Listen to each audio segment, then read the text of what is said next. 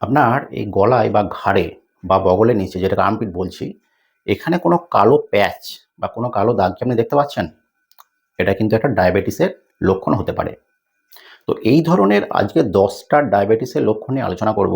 যেগুলো যদি কারো হয়ে থাকে আপনাদের তাহলে কিন্তু আপনাদের সতর্ক হয়ে পড়েছে। কারণ ডায়াবেটিসকে যদি একবার আক্রান্ত হয়ে যান, সেখান থেকে কিন্তু নিরাময় হওয়া খুব কষ্টসাধ্য ব্যাপার। কারণ prevention is better than cure. আগে থেকে আপনি যদি নিজেকে প্রিভেন্ট করে রাখেন, যদি সতর্ক থাকেন তাহলে কিন্তু আপনি সুস্বাস্থ্যের অধিকারী হবেন এবং আপনার লাইফস্টাইল অনেক বেশি উন্নত হবে। ১ম যে পয়েন্টটা নিয়ে আলোচনা করব সেটা হচ্ছে ঘন, ঘন মূত্রত্যাগ করার ইচ্ছা। এটা হচ্ছে ডায়াবেটিক পেশেন্টদের ১ম লক্ষণ।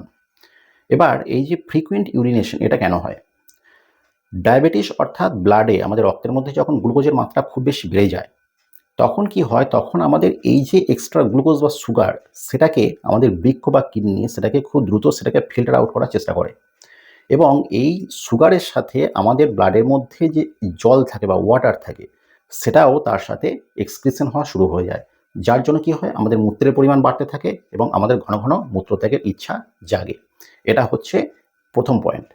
সেকেন্ড, এক্সেসিভ থার্স্ট অর্থাৎ ঘন, ঘন খিদে পাওয়া। যারা ডায়াবেটিসের পেশেন্ট হয় তারা প্রচুর পরিমাণে খায়, বারবার খায়, ঘন, ঘন খায়, অনেক বেশি পরিমাণে খায়। কিন্তু তা সত্ত্বেও তাদের মধ্যে একটা এই ক্ষুধার্ত ভাব, একটা খাই নাই, খাই নাই ভাব এরকম একটা লক্ষণ দেখা দেয়। এটা কেন হয়? কারণ ডায়াবেটিক পেশেন্টদের সাধারণত কি হয়? আমাদের এই যে কার্বোহাইড্রেট বা এই জাতীয় যে খাবারগুলো খাচ্ছি, তার কার্বোহাইড্রেট থেকে তো আল্টিমেটলি সে গ্লুকোজ হচ্ছে এবং সে গ্লুকোজটা কি হয়? আমাদের অন্ত্রে বা ইন্টেস্টাইনে গিয়ে সেটা অ্যাবজর্ব হয় এবং সেটা ব্লাড স্ট্রিমে মেশে। এবার যারা ডায়াবেটিক পেশেন্ট হয় তাদের ক্ষেত্রে কি হয়? এই যে গ্লুকোজটা সেটা কিন্তু আমাদের সেল পর্যন্ত পৌঁছায় না। খুব কম মাত্রায় পৌঁছায়। ম্যাক্সিমামটা কিন্তু আমাদের এই ব্লাড স্ট্রিমের মধ্যেই রয়ে যায়। যার ফলে কি হয়? এই যে সেল খাবার পাচ্ছে না, তখন কি করে? সেল একটা হরমোন আমাদের কি করে? ব্রেনকে পাঠায়। একটা সিগন্যাল পাঠায় যে আমি খাবার পাচ্ছি না। যার ফলে কি ব্রেন স্টমাকের মধ্যে এই সিগন্যালটা একটা মেসেজ পাঠায় যে সবসময় যেন একটা খিদে, খিদে ভাব। অথচ কিন্তু আমি যথেষ্ট পরিমাণে খাচ্ছেন। এটা হচ্ছে 2nd পয়েন্ট, যে এই যে খিদে ভাব সবসময়, এটা হচ্ছে ডায়াবেটিক পেশেন্টদের 2nd সিম্পটম বা 2nd।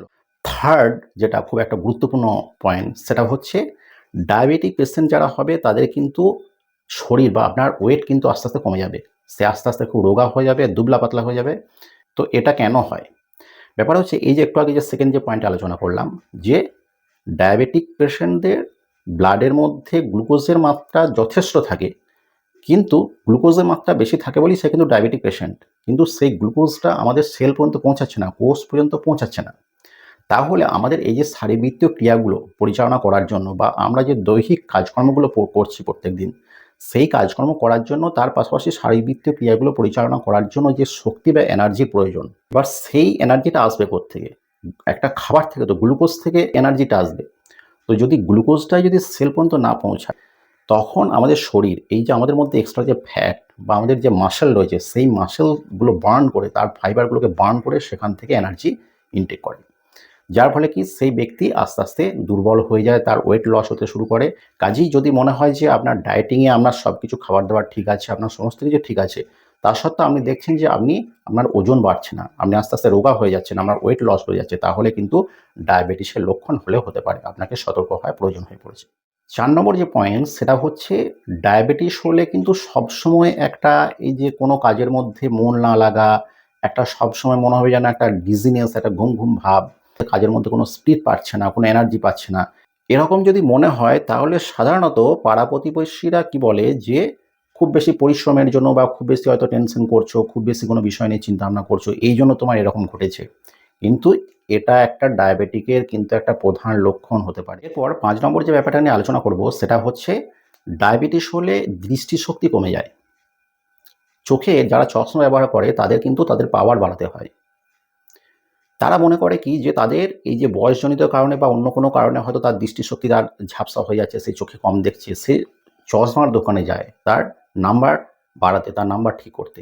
কিন্তু অ্যাকচুয়ালি সে ডায়াবেটিসে আক্রান্ত। কারণ কি? যখন ডায়াবেটিস হয় তখন আমাদের এই যে চোখের মধ্যে একটা ইনফ্লামেশন হয় এবং আমাদের চোখের নরমাল যে স্ট্রাকচার বা নরমাল যে সাইজ, সেই সাইজটা নষ্ট হয়ে যায়। যার জন্য কি হয়? আমাদের চোখে যে প্রতিবিম্বটা তৈরি হচ্ছে রেটিনার মধ্যে, কোনো একটা অবজেক্ট থেকে কি হয়? লাইট এসছে আমাদের রেটিনার মধ্যে, এসে একটা অবজেক্ট প্রতিবিম্বটা তৈরি হয়, ইমেজটা তৈরি হয়, সেখান থেকেই তো আমরা জিনিসটা দেখতে পাই। এবারে যখন আমাদের চোখের এই শেপটা নষ্ট হয়ে যায়, তখন কি হয়? এই যে ফোকাল লেংথটা তখন একটা বাড়া কমার জন্য আমাদের দৃষ্টিশক্তি ঝাপসা হয়ে যাওয়া, আমরা কম দেখা, চশমার নাম্বার ঠিক করা, পাওয়ার চেঞ্জ করা, এগুলো প্রয়োজন হয়ে পড়ে। কিন্তু অ্যাকচুয়ালি তখন আমাদের ব্লাড টেস্ট আমাদের করাতে হয়, কালচার টেস্ট করাতে হয় এবং দেখতে হয় যে সত্যি করেই সেই পেশেন্ট ডায়াবেটিসে আক্রান্ত কি। ৬ নম্বর যে পয়েন্টে আলোচনা করব সেটা হচ্ছে যে আপনার কোনো ক্ষত হয়েছে, কোনো একটা জায়গায় ছিঁড়ে গেছে, কোনো ফোড়া হয়েছে, খোস হয়েছে এবং দেখা যাচ্ছে সেই ঘাটা ১ সপ্তাহ হয়ে গেল, তা সত্ত্বেও সেই ঘাটা শুকোচ্ছে না।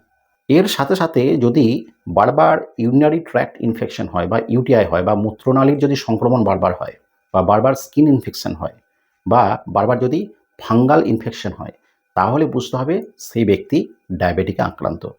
কারণ কি, যাদের ব্লাডের মধ্যে সুগারের মাত্রা যাদের বেড়ে যায়, তখন কি হয়, আমাদের শরীরের মধ্যে এই যে ইমিউনিটি বা রোগ প্রতিরোধ করার ক্ষমতা, এটা কারা করছে? এটা করছে হোয়াইট ব্লাড সেল। ঠিক আছে? এবার এই যে হাই যে গ্লুকোজের লেভেল, এটা কি করে, আমাদের হোয়াইট ব্লাড সেলগুলোকে ড্যামেজ করে দেয়, সেগুলোকে কমজোর করে দেয়। যার ফলে আমাদের এই রোগ প্রতিরোধ ক্ষমতাটা শরীরের মধ্যে সেটা কমে যায়।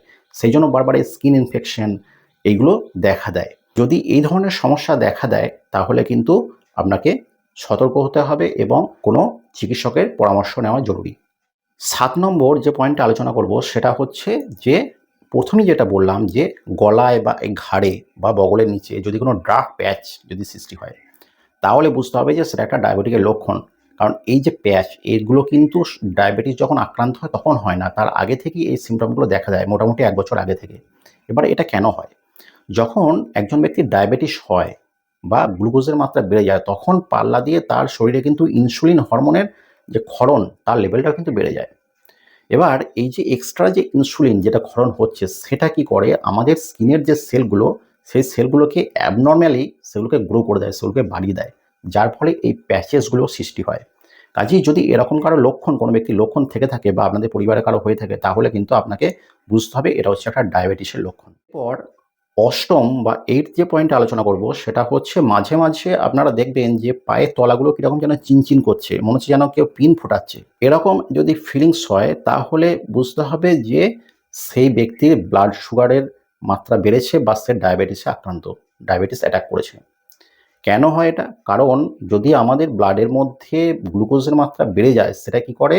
সেটা আমাদের এই যে শরীরের মধ্যে যে ছোট, ছোট যে নার্ভগুলো রয়েছে, সেই নার্ভগুলোকে এগুলো ড্যামেজ করা শুরু করে দেয়। সেগুলো কমজোর হয়ে যায় এবং এটাকে বলা হয় পেরিফেরাল নিউরোপ্যাথি।